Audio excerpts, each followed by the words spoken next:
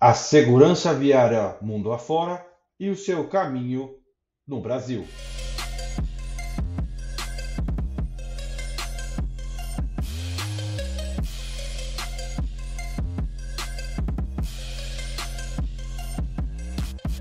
O termo segurança viária tem tido exposição recente no Brasil nos últimos anos, mas não é uma novidade mundo afora.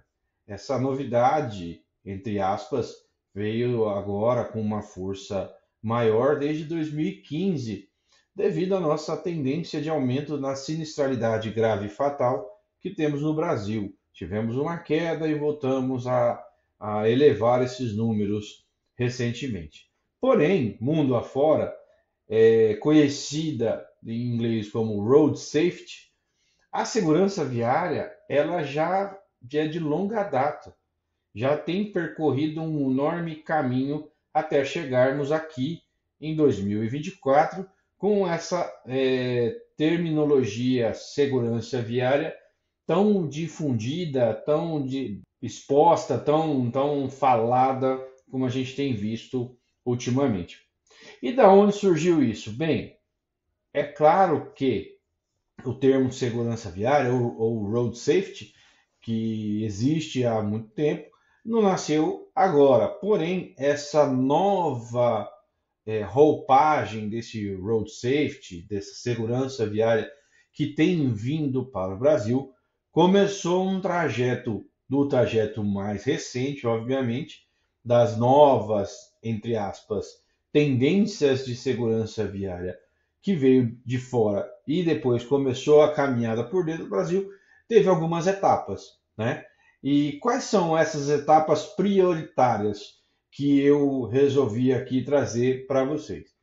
Eu vou dar uma passada sobre alguns temas para a gente entender e a gente vai chegar em temas que a gente já falou nesse canal, nós já passamos por eles, mas só para você entender como funciona essa linha do tempo, de onde veio e para onde chegamos e quais são as tendências do futuro.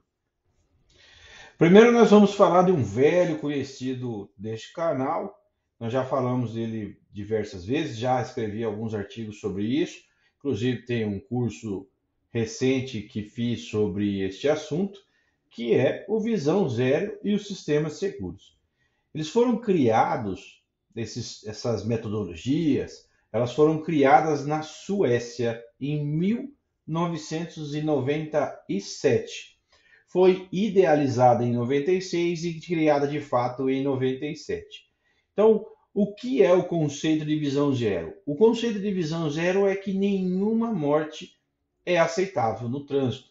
Esse é o principal conceito do visão zero. E os sistemas seguros é que são cidades amistosas, aqueles que não andam de carro, e a democratização da via pública.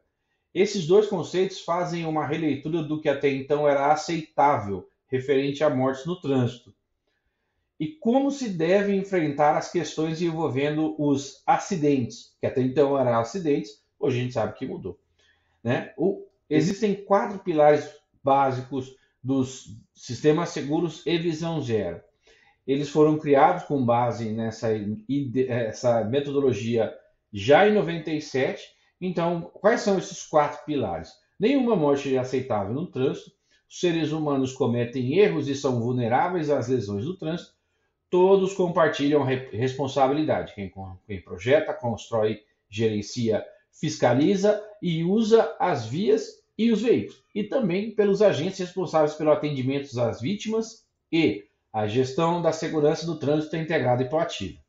Então, basicamente, é essa ideia do Visão Zero e do sistema seguro, que depois houve uma repaginada no futuro, né?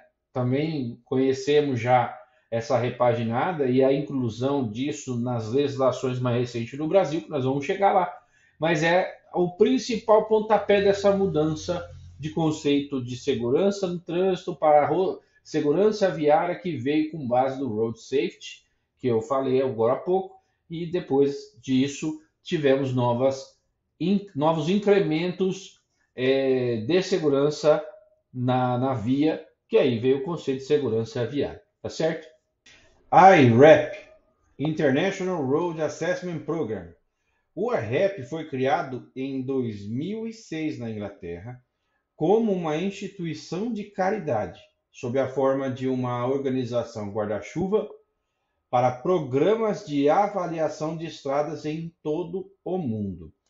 E a gente já falou do IRAP um pouco nesse canal. É uma metodologia de verificação, de validação de segurança nas estradas, nas vias, que é uma ferramenta muito legal para questões de melhorias de conceitos sobre o que vem a ser a segurança viária, e uma ferramenta usada em larga escala, principalmente no mundo afora, que chegou recentemente ao Brasil. Recentemente, porque nós tivemos a primeira intervenção do Brasil com relação ao IRAP em 2019, através do DENIT, e nós tivemos também aqui no estado de São Paulo, através do DER em 2024. Então é muito recente ainda o IRAP no Brasil, porém já tem. E, de novo, vamos reforçar, o IRAP foi lançado em 2006, ou seja, de 2006 até 2019, é um salto enorme para que isso seja aplicado no Brasil. Então a gente vê o quanto que a gente está caminhando em passos lentos com relação à segurança viária, que lá para fora já tem bastante, né? Então, o que é o IRAP? Para a gente não ficar entrando muito no assunto IRAP, que já foi falado aqui nesse canal, o IRAP é um programa que criou um sistema de avaliação de segurança por estrelas para posteriormente sugerir melhorias na segurança da via e colher os resultados para assim o sistema ser retroalimentado e evoluir constantemente. O IRAP é mantido pela FIA Foundation e outros parceiros globais. Lembrando que a FIA Foundation é uma fundação da Federação Internacional de Automobilismo, a mesma que é detentora da Fórmula 1 e das outras diversas fórmulas automobilísticas, campeonatos automobilísticos pelo mundo afora.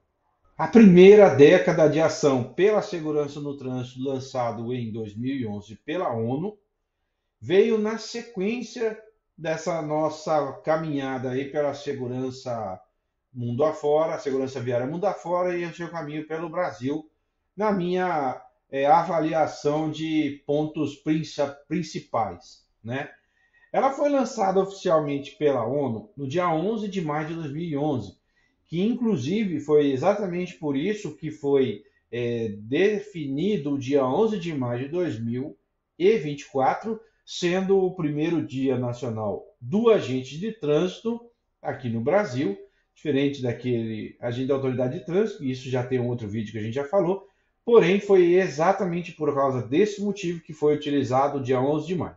Foi o lançamento da primeira década de ação pela segurança do trânsito através da ONU no Brasil, e no mundo já havia uma caminhada de 2010 a 2011. Ela foi o primeiro grande movimento global para chamar a atenção para as mortes e lesões graves no trânsito em todo o mundo. Foi a base para a criação do Maio Amarelo, que é lançado pelo Observatório Nacional de Segurança Viária. Foi eles que lançaram, e isso foi baseado na primeira década de ação pela segurança do trânsito, por isso o maio se tornou essa referência de segurança viária no Brasil. E o lançamento dessa ação mudou o olhar para o trânsito mundial, especialmente no mês de maio, como eu citei.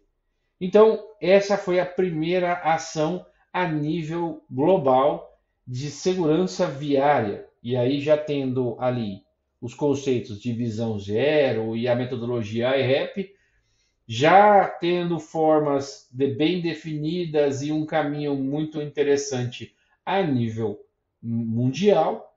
Então, juntou-se tudo isso, juntou a questão das mortes no trânsito, toda aquela preocupação. Foi lançada a primeira década de ação, 2011-2020, a nível global. E essa é a terceira caminhada, digamos assim, a terceira etapa dessa caminhada da segurança viária mundo afora.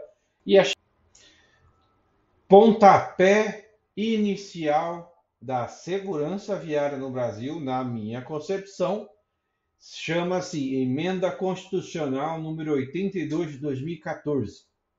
Ela foi a que incluiu a segurança viária na Constituição Federal.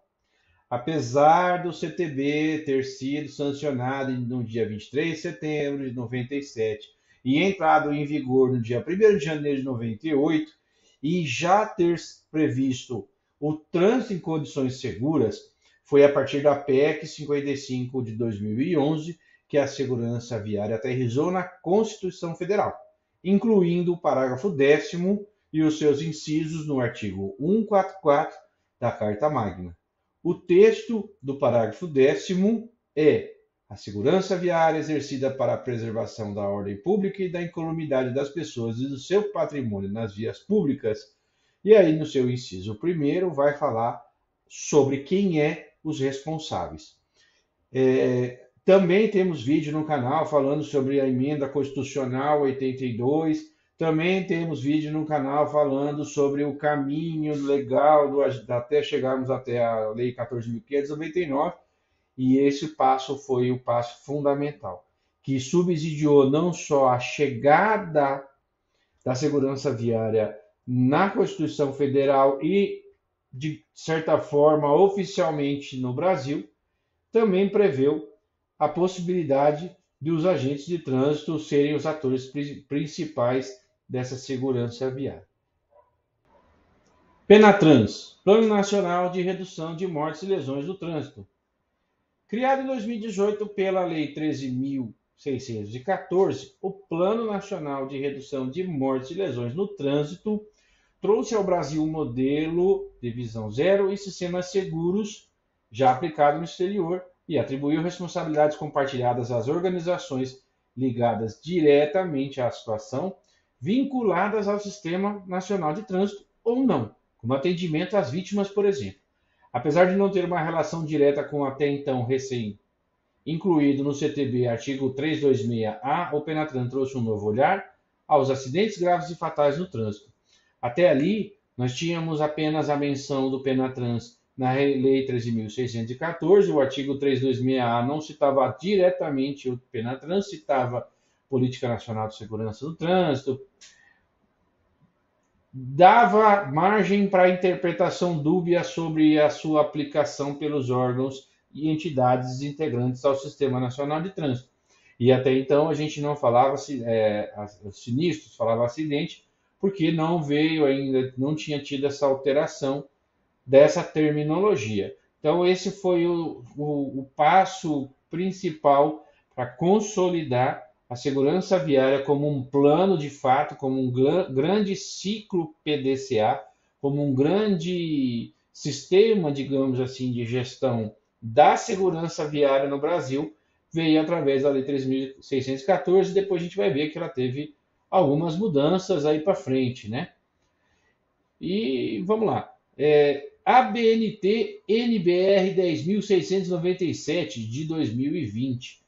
A mudança de acidente para sinistro. Sabendo que o termo acidente traz a ideia de algo imprevisível, a Abramet, junto a órgãos e entidades, realizou debates com a ABNT, Associação Brasileira de Normas Técnicas, e, diante da informação de que mais de 90% dos acidentes terem como principal causa o fator humano, realizar a revisão da NBR e alterar de acidentes de trânsito para sinistro de trânsito, pois são passíveis de prevenção em sua maioria dos casos. A partir disso, a nomenclatura correta é sinistro de trânsito. Ou seja, esse estudo que foi citado aqui, ele é um estudo de 2015, que verificou diversos sinistros e chegou a um número expressivo e alarmante de que mais de 90% dos acidentes até então eram previsíveis, possivelmente faríamos a prevenção desses sinistros de uma forma super tranquila, porque se envolvia em falha humana. E quando a gente fala falha humana, não é necessariamente o condutor do veículo, porém pode ser quem constrói o veículo, quem fiscaliza, quem utiliza a via, quem constrói a via, enfim, todos os atores envolvidos nessa segurança viária ou na insegurança viária, chegou-se ao número de impressionantes 91, alguma coisa que eu não lembro agora, número de sinistros evitáveis. Então acabou com a ideia de acidente, porque acidente é uma coisa inevitável, e colocou-se a terminologia sinistro de trânsito desde 2020 pela NBR 10.697. Em 2021, nós tivemos a segunda década de ação pela segurança no trânsito lançada pela ONU. Foi lançada no dia 28 de novembro de 2021.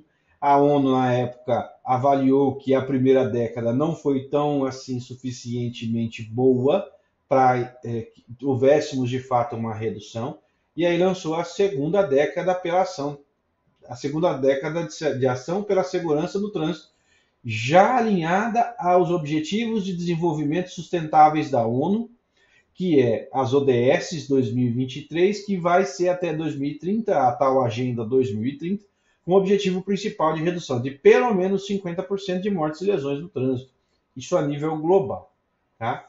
E depois disso, obviamente, nós tivemos algumas mudanças significativas na questão, por exemplo, de alinhamento com a questão da Agenda 2030 para a redução de sinistro de trânsito e alinhamento às ODS, que existem duas ODS básicas que o trânsito tem ligação, a parte de segurança viária, no 3.6, e no 11.2 é a questão do transporte público de qualidade, uma melhoria na mobilidade urbana que guarda a relação com o trânsito através da Lei 12.587, que é a Política Nacional de Mobilidade Urbana.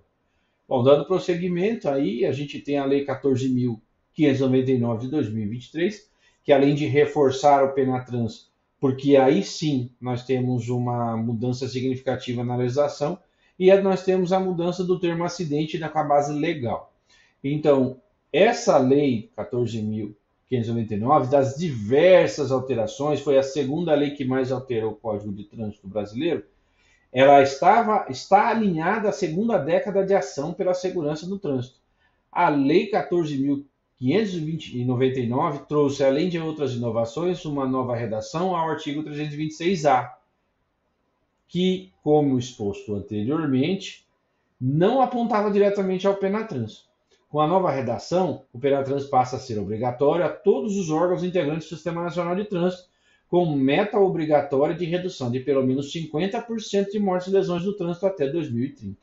Além disso, como eu já citei, todas as expressões até aquele momento que citavam a terminologia acidente no Código de Trânsito brasileiro foi alterado por causa desta lei, em alinhamento à NBR 10.697 que eu citei no passo anterior.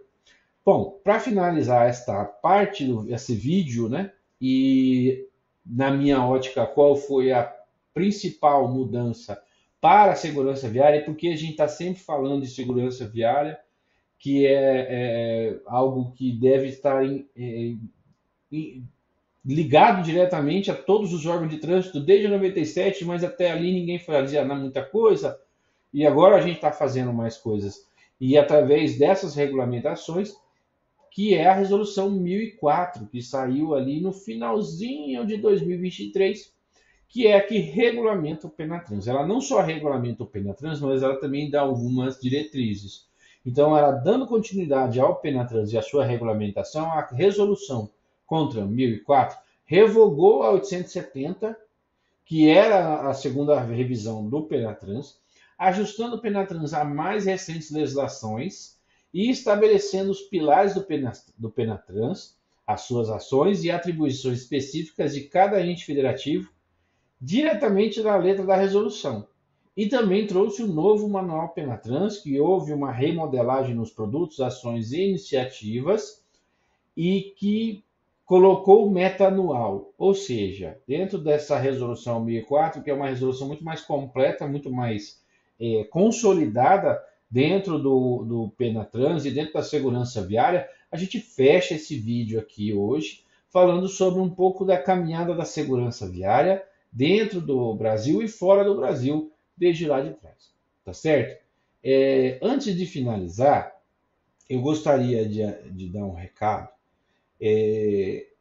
Eu estou envolvido em alguns projetos, eu estou envolvido em algumas outras situações que, que estão me demandando certo tempo. Então eu queria dizer para vocês aqui, obviamente, para quem acompanha esses vídeos e para quem acha que esses vídeos são relevantes, que a gente vai ter que fazer algumas alterações na periodicidade dos vídeos. Então esses vídeos vão deixar de ser semanais e vão começar a ser quinzenais. Eu prometo que eu vou tentar fazer essa periodicidade acontecer e a gente também vai mudar de horário. Então eu vou trazer um novo horário. É provável que eu traga dia diferente também para esses vídeos, até para ficar assim um horário mais confortável do pessoal assistir, tá? Então em breve eu já vou fazer essas mudanças, vou anunciar essas mudanças de horário, porém a periodicidade vai ser quinzenal. Eu não vou conseguir mais fazer os vídeos, infelizmente, de forma semanal, mas eu espero realmente que você continue acompanhando nossos vídeos aqui e muito obrigado por assistir esse vídeo até o final e até o próximo.